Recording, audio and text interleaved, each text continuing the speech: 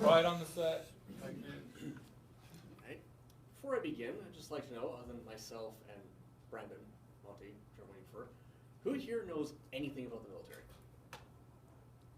Okay. So today I'm here to talk to you about my regiment, the South Alberta Light Horse, also known as Alberta's Regiment.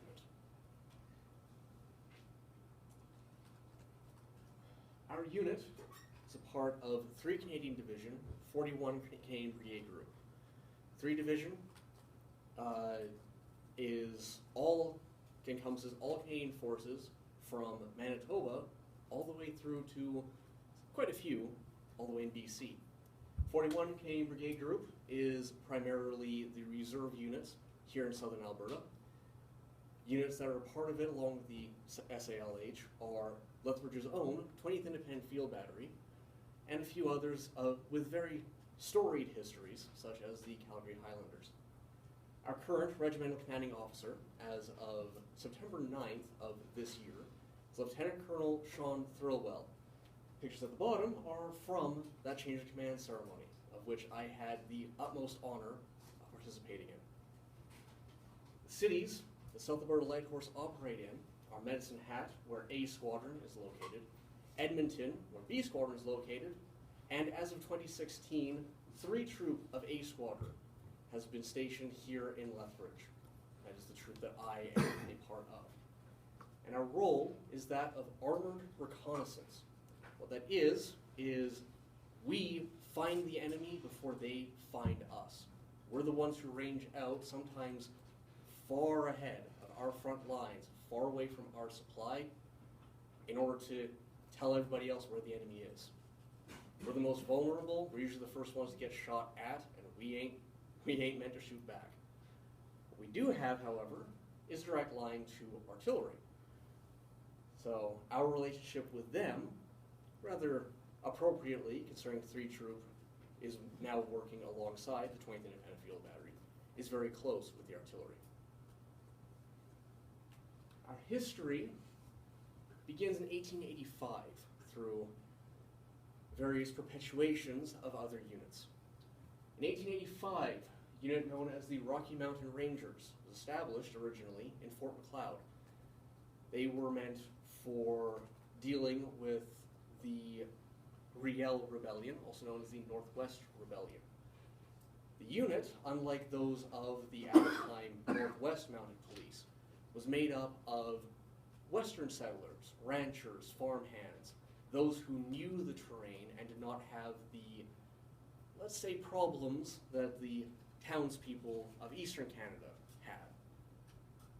150 officers and men from the Rocky Mountain Rangers were sent to Cypress Hills in order to prevent any sort of movement by the Riel Rebellion rebels in that area.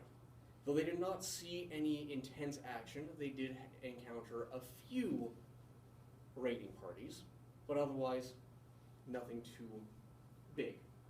That unit would be disbanded in 15th of July of that same year.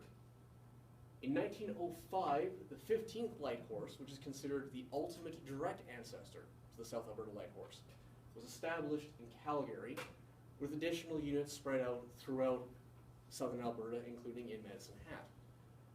Between 1905 and 1914, a few other units that are considered ancestors to the South Alberta Light Horse were established throughout Alberta, some in Lethbridge, some in Edmonton, all over the place. These include the 19th Alberta Dragoons, 21st Alberta Hussars, and the 23rd Alberta Rangers, all of which are cavalry units, and the 101st Regiment Edmonton Fusiliers, and the 103rd Regiment Calgary Rifles, which were infantry regiments.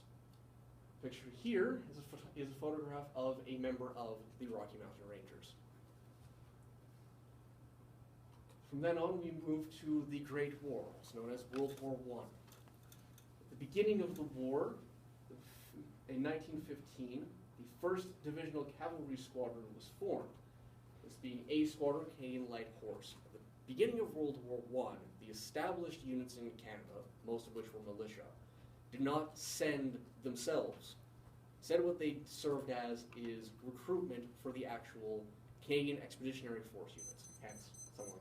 I'm already over 5 minutes.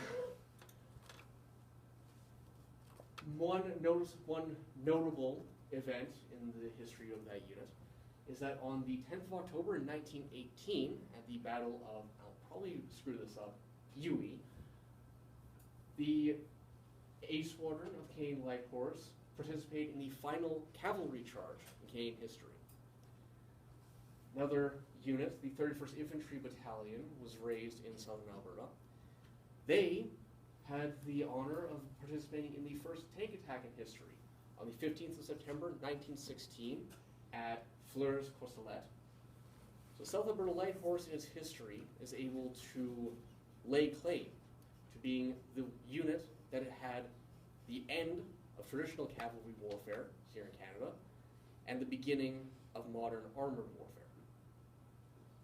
Other predecessor units raised during World War I included, for cavalry, the 3rd, 12th, and 13th Canadian Mounted Rifles, infantry battalions, the 9th, 66th Edmonton Guards, 113th Lethbridge Highlanders, 138th, 175th, 187th, and 202nd Sportsmen, and for artillery, the 22nd Howitzer Battery.